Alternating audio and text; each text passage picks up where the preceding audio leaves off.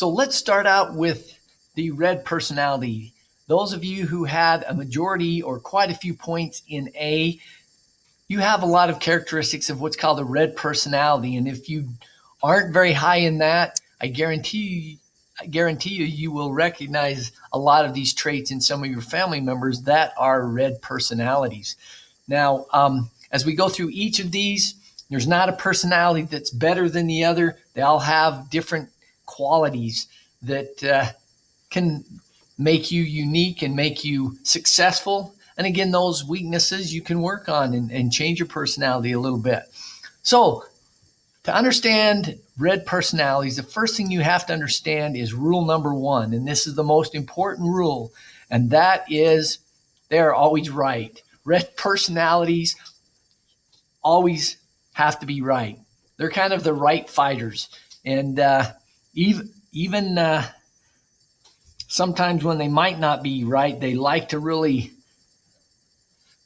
come across as they're right. And the funny thing is, a lot of times they are. My wife is a real red personality, so I can relate really well with this.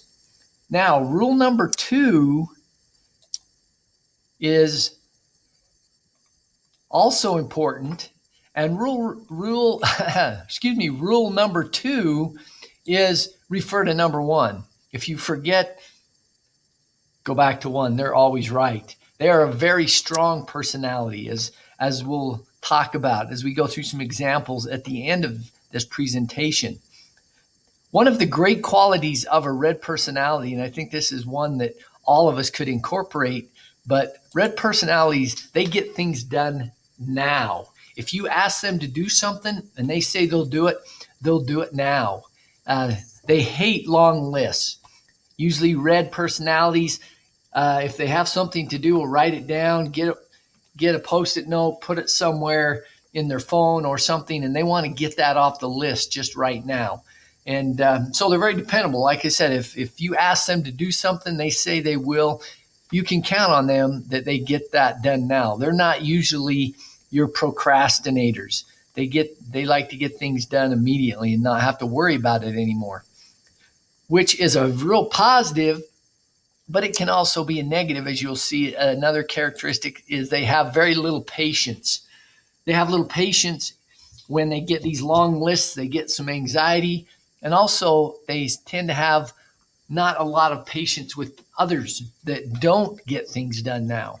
I remember when my kids were really young and my wife would say, okay, I need you to clean your room. And they would say, okay, I'll do it. The next day it still wasn't done. So she would say, she'd get after them. And in their mind, they were going to do it at their time. But a red personality wants it done right now.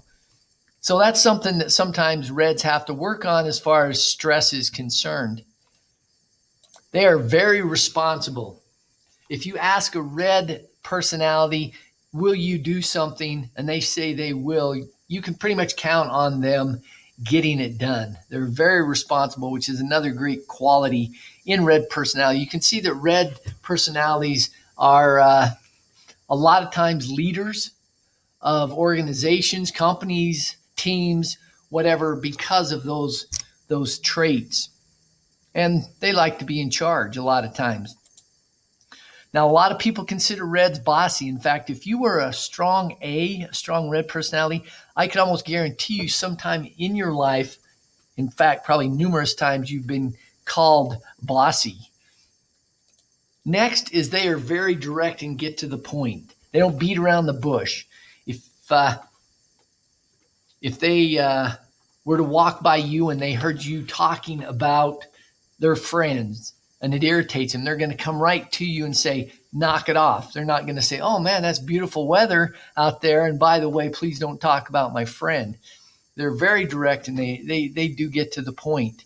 So you kind of know where you stand with them. They're maybe the strongest and most important thing is what's most important to them is being respected as opposed to being liked. What does that mean?